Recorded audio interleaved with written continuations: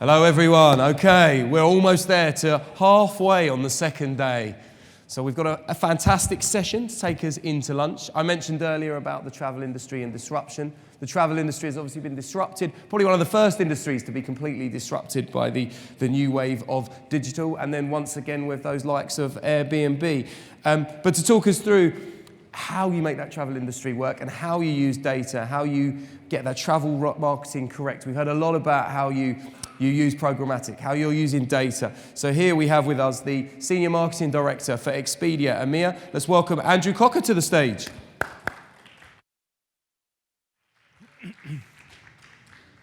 Thanks, Jeremy. So, hello, welcome everybody. Thank you for making this session. I'm Andrew Cocker from Expedia. I'm here to talk about the explosion of data and technology and how it's really shaping the industry that I work in, but obviously the industries that no doubt many of you are working in as well. And I'm going to start with a quote here from Mark Andreessen. He's one of Silicon Valley's most successful venture capitalists, and he wrote in the Wall Street Journal last year, "Software is eating the world." And what he really meant by that was there are so many of our industries, certainly the travel industry, that is being disrupted from within by startups that are based all around technology, data and technology. And it's massively changing everything around us. So I'm going to talk about 6 core principles for how we think about things at Expedia, and then try and relate them to some, to some examples and to some stories. So the first principle for how we operate is, first of all, be scientific. And to take you through a bit of an example, if you're developing a new product, and whether this is a physical product or whether this is, a tech product, there's been an established way of doing things for, the last 40, 50 years, which is, come up with the product itself, really think very carefully, keep honing it, get it to the stage where, you're absolutely sure you've got the right product. Then start building the website, build a warehouse or find a warehouse to start stocking if you're actually making something. Get the inventory. Then start to generate the customer demand when all that stuff is ready, and then operate and start selling the business. The problem with that is that you're discovering your risks a little bit too late. It's way down the path, and so if you're lucky enough and that your product is all those things that you thought it was going to be, and that the customers actually do want all the things and all the features and all the things that are associated, then that's good. But if they don't, then you've wasted an awful lot of time. And I guess, certainly in the tech industry, the closest you can get to real-time information, the better. So if we can actually, de-risk that whole process, you hear a lot about minimum viable products in the tech industry. And that is, how can I very, very quickly get a product out there and start testing and start getting real-time information back again? Because the things that I think are really important to a customer quite often aren't the case. Here's a very small example. So, and we're doing hundreds of these examples all the time. When people are booking travel, they tend to book the hotel. They tend to book the flight first. Afterwards, they then book the hotel, and the last thing is pretty much always the car. So we thought, well, how can we get more people, buying the car at the very first stage? So as soon as somebody had booked a flight, put a time-sensitive offer on there. So it was just a countdown. It says 1:54 there, and the countdown was over 2 hours for an exclusive offer. This had a 6.5% increase in the conversion rates, which is very statistically relevant when you are operating this on a global basis. So really, this scientific method is about de-risking your investment. And the way we go about not only our products, but our marketing now is to essentially collect observations and ask lots of questions up front, and then construct a hypothesis statement. This is then taken to, whether it's the product council or the marketing council that happens every single month, where you present in front of your peers and say, this is what we're trying to do, and this is how we're going to test it. And the important thing is how fast you can get to statistical relevance. So how quickly can you get those signals, and then you can move to scale. It wasn't always the case at Expedia. We're very much a tech and a data-led business that happens to be operating in the travel space. But just go back kind of 2 or 3 years ago, and the rate of A/B testing and multivariant testing was minuscule compared to what it is today. And part of that reason is because we had to spend a good 2 to 3 years fixing our platform. It was outdated and it didn't support fast innovation. So over the course of last year, 1,500 tests. Over the course of this year, we'll probably be in the region of 5,000 to 10,000 tests. And it's so important to be getting those signals so early on so that it can shape future behaviors. And as the man Charles Darwin said, multiply and vary, let the strongest live. And that's very much a mantra that, that we live by. It's not just in our product development, though. It's also in our more traditional form. So in our TV buying, we have a very scientific approach now. It's less about reach and frequency. It's more about what is the spike analysis showing. Within 2 minutes of that ad airing, in the different day parts, what is happening to customer behavior on the site or on the app? Are we getting more calls to the customer call center as a result? We also do a lot of holdout groups, so we're testing regional television against each other, where we're up weighting in one region, down weighting in another one, again to see the overall ROI, and it's having a major impact on how we are buying TV around the world. We've also got quite a large media sales business at Expedia. It's about $250 million revenue business globally. And we're trying this kind of multivariant test on behalf of our clients as well. So where we've got responsive products that go right across the mix, from mobile to wearables to the new iWatch to the desktop, we're also creating bespoke opportunities for clients to get involved with those things as well. So obviously a lot of change is happening. We've heard a lot over the last day and a half about we're moving into a very mobile world. And in the travel industry, the planning and the booking of a holiday is incredibly complex. We know roughly something like 46 sites people visit before they actually go ahead and book a holiday. That kind of demonstrates some of the not only complexity, but some of the anxiety that is following people around. And when you actually get to the destination as well, travel is also pretty complex. How do you get from, if you've never been to a destination before, how do you get to, to your hotel from the airport? This complexity is essentially making people afraid and anxious. And so the second principle really that defines us is make things easy, be as simplistic as possible. Why do we need to be as simple as possible? Well, because the world is becoming very, very distracted around us. Human attention span is shrinking. So in the year 2000, human attention span was about 12 seconds. It's now dropped down to 8 seconds, and that drops happen fairly quickly. That's 1 second less than this little chap here, which doesn't say very much for us nowadays. But one of the reasons is, the rise in things like gaming. This is a typical 17-year-old. She's playing League of Legends. She's got a Google Hangout happening at the same time. She's got a mobile phone in her right hand as well, probably texting a friend about what she's doing later. And all these things are going on in real time while she's playing the game itself. And here's quite an interesting stat from America, which is looking at the number of people that have got a driving license today versus what it's been for the last 30 or 40 years.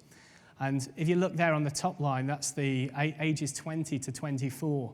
And it's hovered around the late 80s, early 90s, since the 60s. It's now dropped down to 79%. And equally for the 16 to 19%, it's gone down from the late 60s, early 70s, down to 50%. These are kind of seismic shifts. And when we ask people why, it's because they'd rather text. They'd rather stay connected to the world all around them, and they'd rather get somebody else to do the driving. Now, I know what it was like when I was a 17-year-old. I was banging on my dad's door saying, "Can you take me out for a driving lesson now?" The biggest sign of freedom that you can possibly have. But people today, they're just not as bothered about these kind of things. And so we have to really, take these things into account when we're designing products to make sure they are super simple to get the cut through. Talking about keeping things simple and also, test and learn, we developed a product last year called Real-Time Reviews.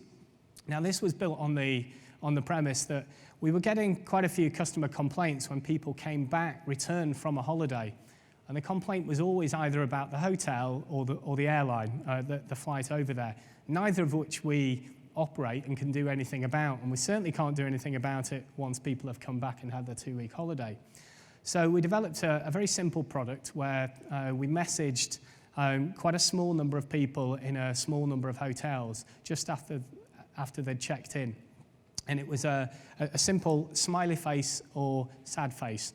And we started taking all this data back, and people were telling us even the most mundane things like, my room doesn't have any towels. Now, there's lots of people that would, the first thing they'd do if they didn't have any towels would pick up the phone and speak to reception. But there's also many people out there that really don't like causing a fuss. And so, they'd store these things up all the way through the holiday, and it would contribute to them having a negative holiday. So we, because of the signals that we were getting back from customers, we could then pass that information on to our market managers in some of those areas. And they contacted the hotels and they said, Andrew in room 15 really needs some more towels. And it's actually changed our Net Promoter Score. We measure our NPS score, religiously every month, and it's had an impact on our NPS. It's also something that starts very, very small again. So we started with just a few hotels. We then ramped that up to a whole region. And then over the course of last year, we've just kind of went through our 3 millionth real-time review, which just from a very small, simple experiment, with no idea really how far it will go, is already getting to an enormous level of actual verified reviews of people that have stayed there. Okay, changing track a bit. So principle number 3, think product first.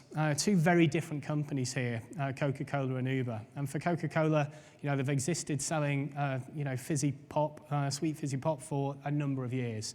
And whilst they've got world-class marketing and media, it's very clear that they've developed their brand around a feeling, whereas for Uber, they've developed their brand around the product experience. What is it like when somebody actually uses their product? They haven't done any above-the-line advertising at all. They've done, some referral schemes, but really their brand is defined by the product experience. And now that we've entered this kind of world of the frantic digital service economy, you are defined by your product experience far more than you are defined by, the marketing messages that, people like myself will put out. So really think product first. Principle number 4, put culture before comms. So at Expedia, it's a large multinational company operating in lots and lots of countries. And it's also a matrixed environment, and I'm sure many of you work in similar such companies. And so one of the challenges we've got in order to be able to keep people on brand or off brand is that there are so many different parts of the organization that can put a piece of content out, that can comment on social media. You've got the advertising, you've got the search engine optimization team that are changing the pages.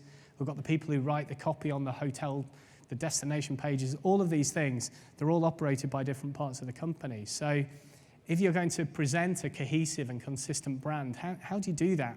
A set of 100-page document and brand guidelines isn't going to work. Again, the world has moved on massively. So one of the things that we're looking at the moment is how do we really define and operate the culture?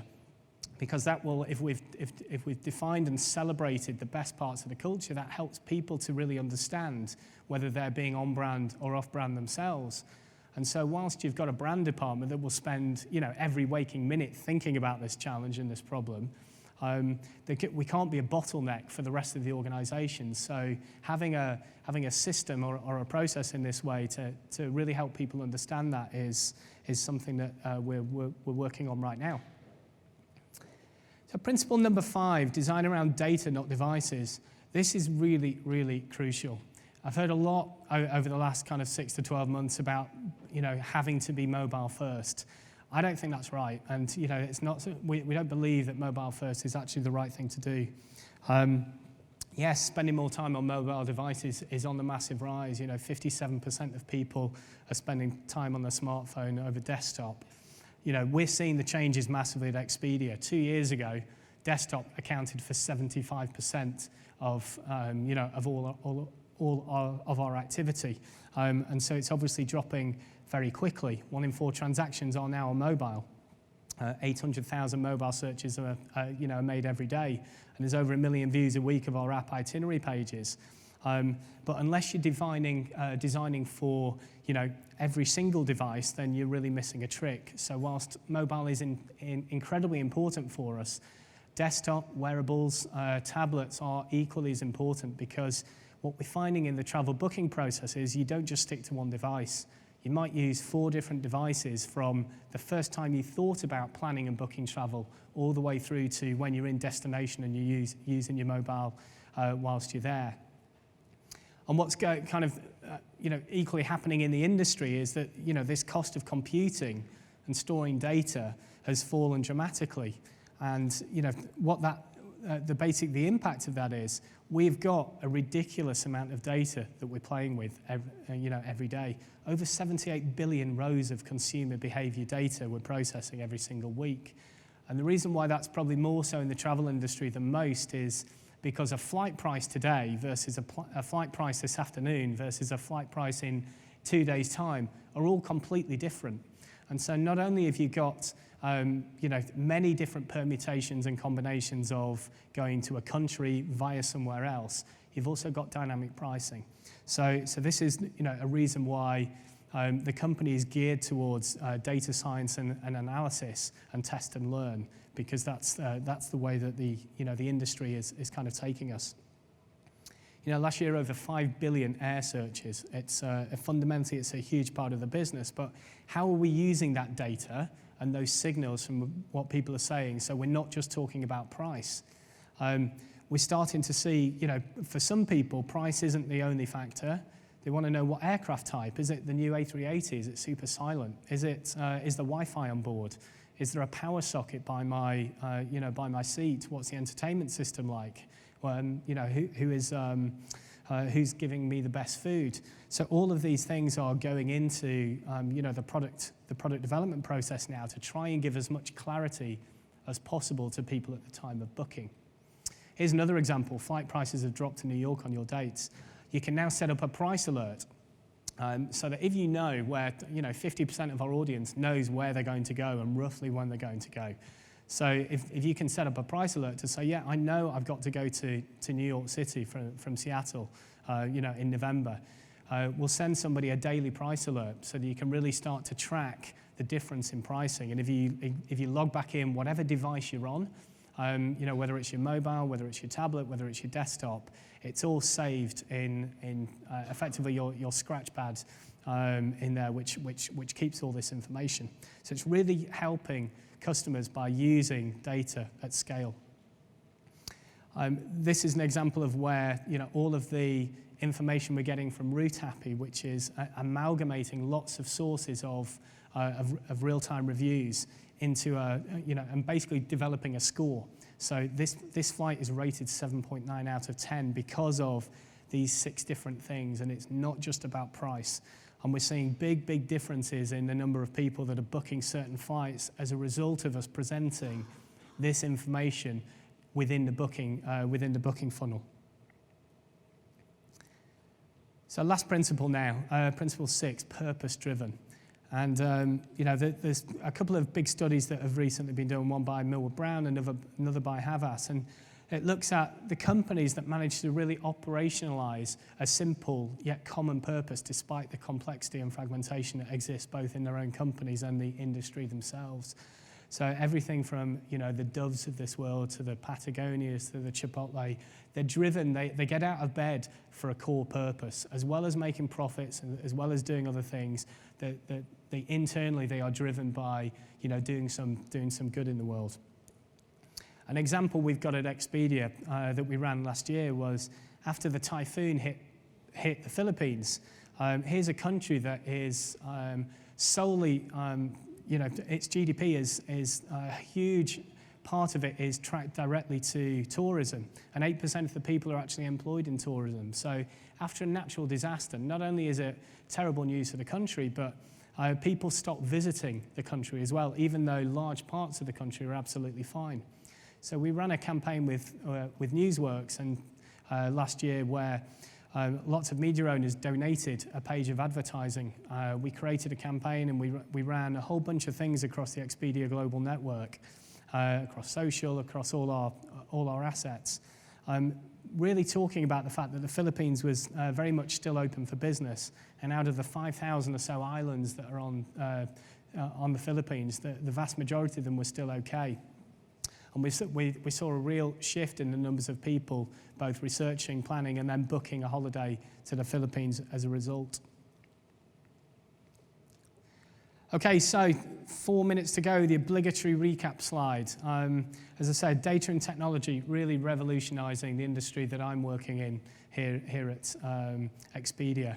And the 6 core principles: be scientific. It's all about testing and learning and really having that as the fuel of major innovation. The second one, make it easy. We've seen that the world is so distracted now. If you're going to cut through, you've got to make it really super simple for people to do things, because you're competing with 100 other things that they've got to do that day. Think product first. What we're doing and what we're saying have got to be much more closely aligned. It's no good just creating a brand these days that doesn't really bear any resemblance to the product that you've actually got. Consumers will find you out now. It's far too easy. Number 4 is about putting culture before communications. How do you define a system internally to help everybody be on brand and know whether they're being on or off brand? Point 5 was design around data and not devices. Mobile is incredibly important, but it's not the only thing. Don't get distracted by just being mobile first. Think about the user journey and think about which device people are using at which times, and let's make sure that they all talk to each other. And then finally, what's your purpose? Have a point of view. Have something that the company and the internal employees can also rally behind. Because we're all working for many different reasons, but having a core purpose as well is incredibly powerful. Thank you very much. I think I was the last thing between you and the food. Happy to take questions, or meet me in the foyer later. And absolutely, and just give them a round of applause. Fantastic, great. A wonderful insight into the travel industry, and actually it's wonderful to see the insights being used properly and actually understanding how those consumers work. I really kind of enjoyed that. Were there any questions out there? Yes, we have one here. Wonderful. Sorry, won't be a second. We lost our runners, so.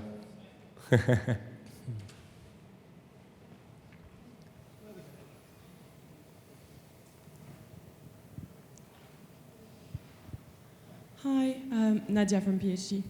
Just have a quick question with regards to the threat that potentially, what's your point of view, whether our Airbnb business model might just disrupt your industry and how you respond to that? So just repeat the first part of the question, so I didn't quite... Well, do you see Airbnb as like a new way of, experiencing travel and, right. and unique experience? Do you see that as a threat or an opportunity for your business? Yeah. I think they're a fabulous company. They are... the innovation that they've done in the industry is changing the way that some people like to book travel. I think the core point is travel is something like 1.4 trillion pounds a year is spent in travel. It's a ridiculously large category, and there's an enormous amount of room for many companies to operate. So yes, we're watching it. We're watching the consumer demand. It's not the way that everybody wants to book. But it's nevertheless a very fast rising trend that we keep an eye on. But it's a very big industry with, as you've seen now, very complex challenges, which we're kind of concentrating on. Thanks for the question. Any more questions out there, guys? Yes, wonderful. Sorry, Guy, this one's even further. You'll be.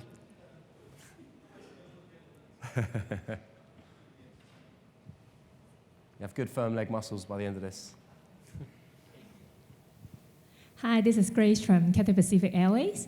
I'm interested about point 4 on your principle. It's about putting culture before comms. I think for us, branding is very important, but we also see the challenge of how to bring the many parties around the company to have the consistent tone of voice and to representing the brand. having so many different parties have access, especially in the digital field. So we'd like to hear a bit more specific examples how it's done within Expedia.